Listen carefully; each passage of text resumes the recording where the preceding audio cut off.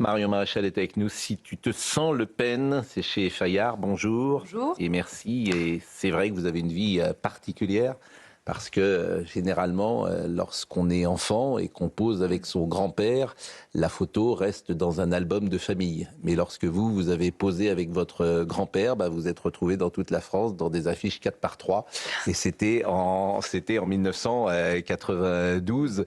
Et c'était vous, la sécurité première des libertés. Je vois que les thèmes n'ont pas vraiment changé. D'ailleurs, on est en 92.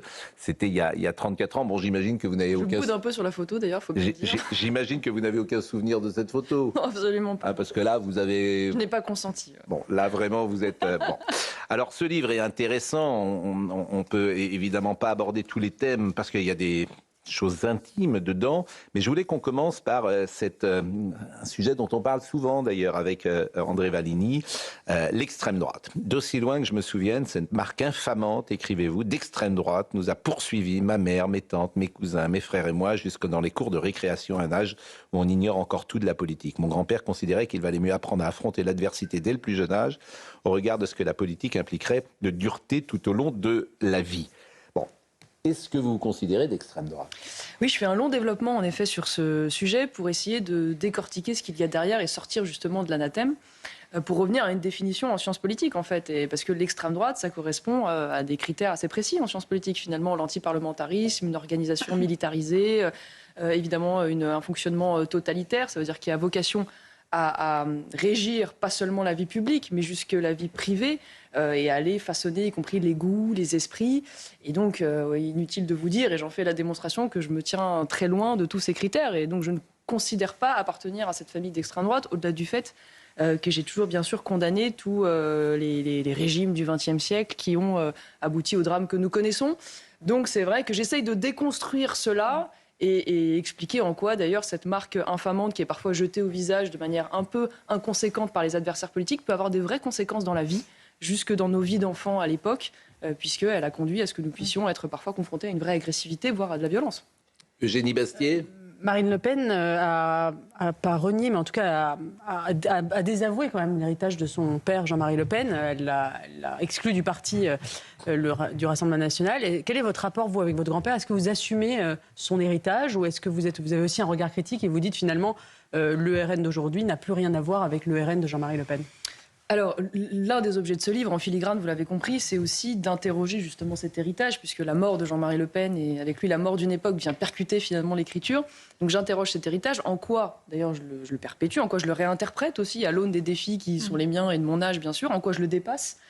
Évidemment, et je reviens d'ailleurs sur un certain nombre de désaccords que j'ai eus avec Jean-Marie Le Pen, que j'ai exprimés à l'époque alors qu'il était encore vivant, ce qui était moins évident qu'aujourd'hui en 2026. Lesquels ou lequel ? Je veux dire un certain nombre de sujets, notamment sur les polémiques diverses et variées, bien connues, évidemment, que j'ai moi-même condamnées. Et croyez-moi, c'était plus difficile de s'opposer à Jean-Marie Le Pen lorsqu'il avait encore les moyens de répondre qu'aujourd'hui qu'il est parti. Donc j'ai jamais eu d'ambiguïté là-dessus. Maintenant, ce que j'essaye de faire, c'est aussi, à certains égards, d'avoir un regard objectif. C'est-à-dire que le combat politique de Jean-Marie Le Pen ne s'arrête pas aux polémiques que nous connaissons, aux reproches qu'on peut lui faire, et bien légitimes à certains égards.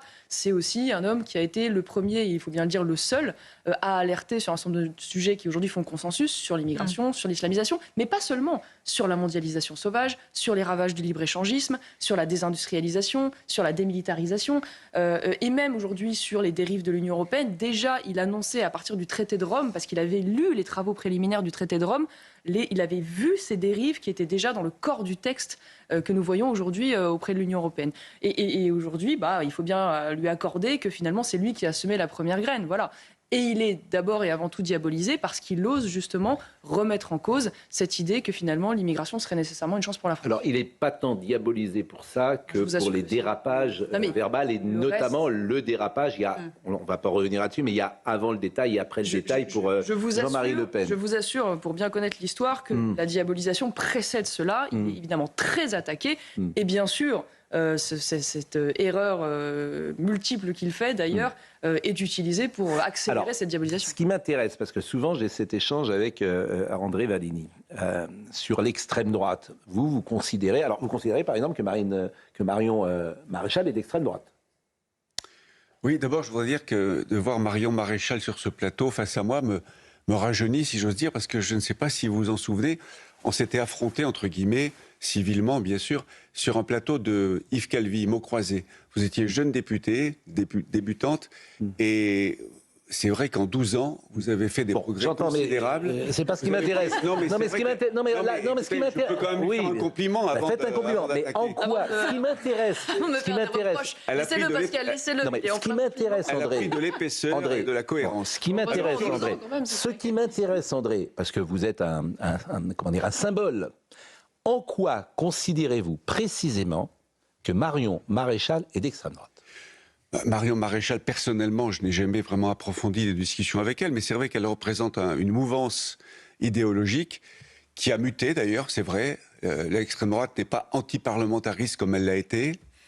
Elle est moins, je l'espère, antisémite qu'elle l'a été dans les années 30, bien sûr. Sur l'autoritarisme... Sérieusement, vous en doutez qu'elle est moins antisémite? Je l'espère. Sur l'autoritarisme, une fois au pouvoir, ça je demande à voir, ou plutôt j'espère de jamais voir, l'extrême droite au pouvoir. En revanche, il y a deux sujets qu'il faut que l'extrême droite reste quand même à mes yeux l'extrême droite, c'est la xénophobie et le nationalisme, c'est-à-dire le rejet de l'Europe, le rejet de l'Union européenne, et puis le fait de faire des immigrés les boucs émissaires de tout ce qui va mal en France. J'ai découvert un nouveau critère de l'extrême droite, puisque je ne savais pas que le fait d'être critique de l'Union européenne nous faisait appartenir à la famille de l'extrême droite. Le nationalisme. C'est quand même quelque chose de très... le nationalisme, oui. Maintenant, je reviens sur l'un des arguments qui est souvent exprimé comme, ou avancé plutôt comme un des critères soi-disant de l'extrême droite, qui est la priorité nationale. C'est-à-dire le fait de vouloir faire en sorte que les citoyens français, donc les gens qui ont la nationalité française, puissent avoir un certain nombre d'avantages dans l'octroi, par exemple, des aides sociales, dans l'accès aux logements sociaux, notamment.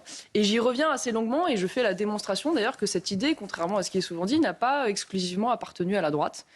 Et qu'on peut, dans l'histoire de la gauche, y compris du syndicalisme d'ailleurs de gauche, retrouver cette idée de priorité nationale, retrouver d'ailleurs une critique jusque dans les années 90, très acerbe, de la concurrence déloyale organisée par ce qu'ils appelaient le patronat, qui utilisait justement cette immigration de masse, d'ailleurs légale ou illégale, pour tirer à la baisse sur les salaires. Et donc là encore, je tâche de démontrer qu'en fait, ce reproche est illégitime et que la priorité nationale n'est en rien d'ailleurs quelque chose qui pourrait nous classer comme des extrémistes. Et qui m'apparaît d'ailleurs accessoirement aujourd'hui plus légitime que jamais au regard des dérives qu'on connaît dans notre système social actuel.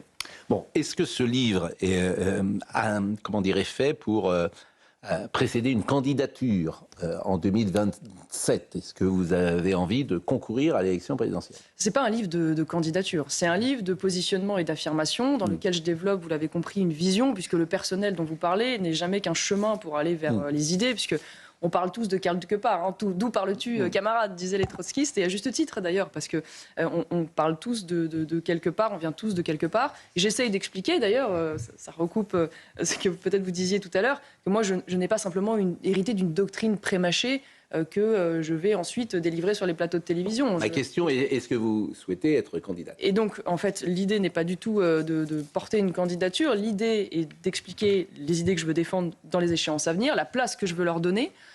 Évidemment, expliquer que je suis là et que je suis là pour un certain temps aujourd'hui en politique, et donner aussi la méthode qui me semble aujourd'hui la plus efficace pour pouvoir faire en sorte que le camp national le plus large possible puisse arriver aux affaires. Et je convoque notamment dans ce livre la leçon de Giorgia Meloni, la relation particulière que j'ai avec elle, le conseil d'ailleurs, les conseils qu'elle a pu me donner sur sa méthode de gouvernement. Vous êtes la seule qui a vraiment un rapport avec Giorgia Meloni aujourd'hui dans l'espace politique. Et qui était annoncé comme le diable et qui manifestement n'a pas rétabli Mussolini en Italie, cher André Vanini. Pardonnez-moi de le dire comme ça. Sur Giorgia Meloni, un mot, parce que je trouve que Marion Maréchal est la seule, avec de la cohérence, il faut le dire, à soutenir encore Trump. Nigel Farage, l'extrême droite britannique, s'est désolidarisé de Trump. L'extrême droite allemande, l'AfD, s'est désolidarisée de Trump. L'extrême droite en Europe prend ses distances avec Trump. Ils sont très gênés de ce que fait Trump. Et vous continuez à le défendre. Je vous entends sur France Inter. En réalité, moi, vous savez, j'ai pas le patriotisme à géométrie variable. Contrairement à la gauche qui est très hémiplégique sur ce sujet, on va dire, des États-Unis. Je m'explique. C'est-à-dire que moi, j'ai une boussole qui est très simple, qui est celle de la défense des intérêts français.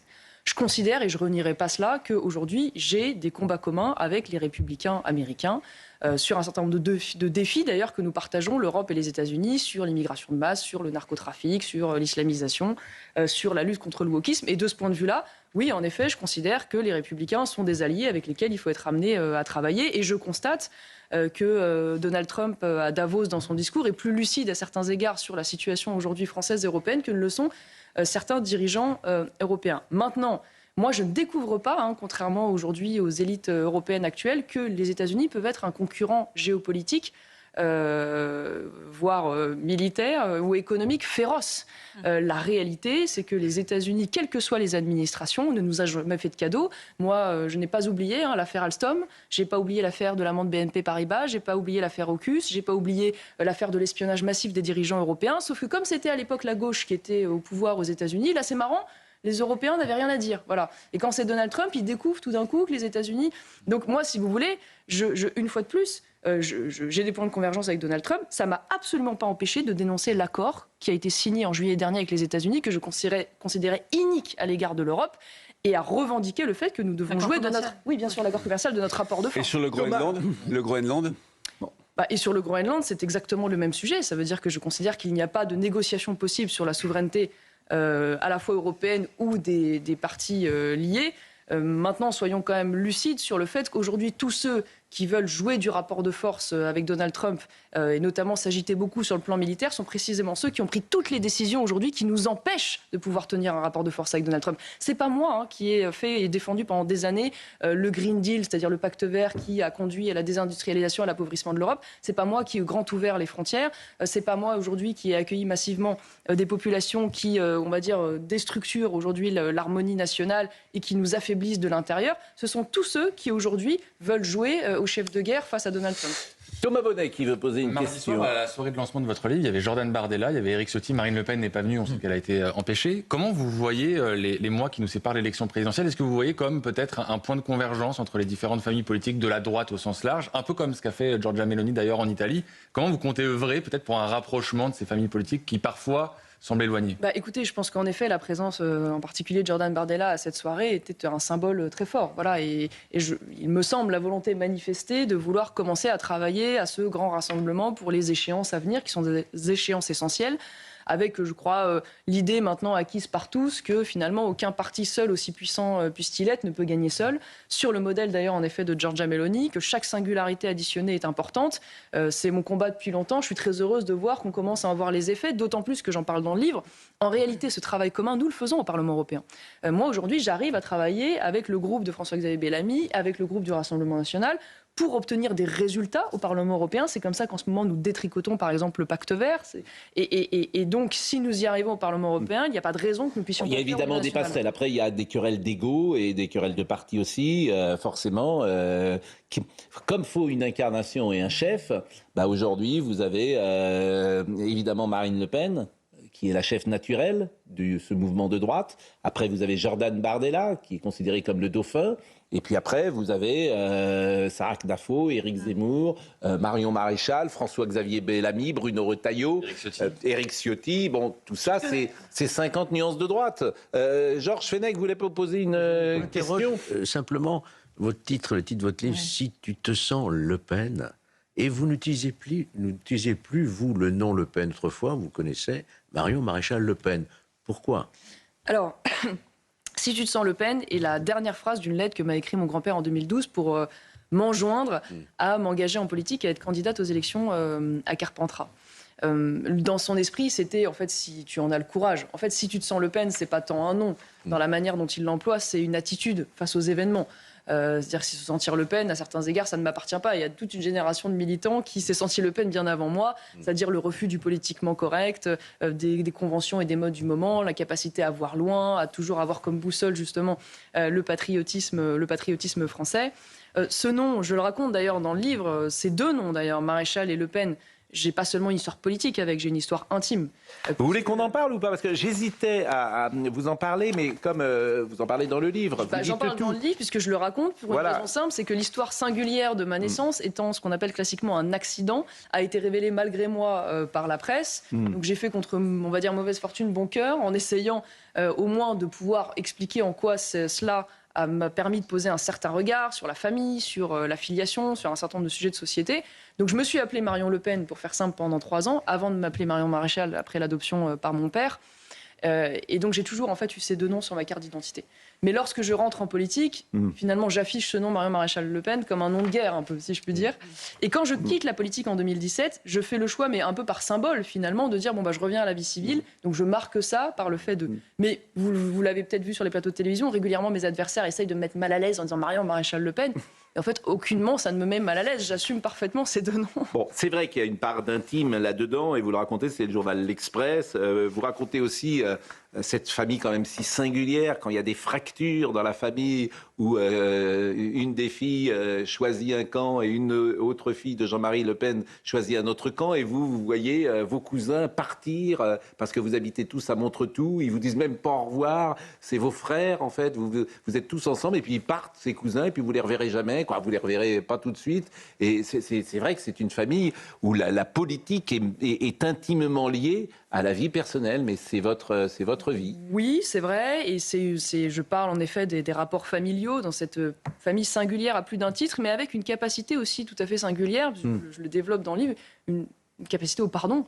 Ça qui est assez phénoménal, ça veut dire qu'il y a des divergences, moi j'en ai un certain nombre avec Marine Le Pen, y compris politiques, il y a des fractures, il y a même des ruptures qui peuvent être très violentes à certains moments, mais à la fin, une certaine capacité quand même à se pardonner. Mais par exemple, avec Marine Le Pen aujourd'hui, vous voyez régulièrement, vous êtes proche, Absolument. Vous imaginez un avenir. Je raconte dans le livre d'ailleurs comment nous sommes à certains égards réconciliés. Et par exemple, si Marine Le Pen était demain présidente de la République, vous seriez ministre ?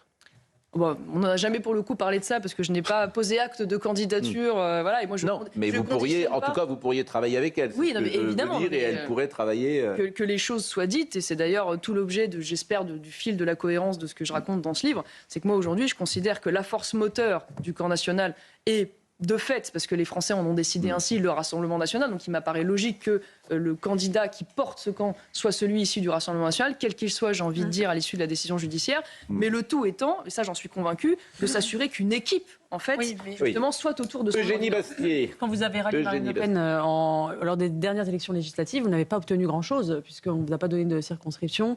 Votre alliement a été un peu gratuit. Est-ce que vous n'avez pas peur d'être instrumentalisé par le RN pour donner finalement une affiche conservatrice et rallier un vote bourgeois et conservateur sans rien obtenir sur le fond, sur vos convictions et sur des mesures concrètes ou même des postes Non, je ne crois pas, pour une raison simple. Ça n'a pas très bien marché. C'est que c'est évidemment mon objectif dans tout cela. C'est pas tant moi, vous l'avez compris, c'est en effet de trop donner une place aux idées qui sont les miennes. Et je considère que si on veut donner de la force à ces idées qui sont justement dans ce livre, il faut pouvoir les insérer dans une organisation qui a la possibilité de gagner et pas seulement rester à côté pour faire du témoignage. Donc c'est sûr que le principe même de la coalition, il est, disons-le, assez exigeant, c'est d'être capable de s'asseoir autour de la table avec des gens avec lesquels on n'est pas d'accord sur tout et qui ont pu être des concurrents par le passé.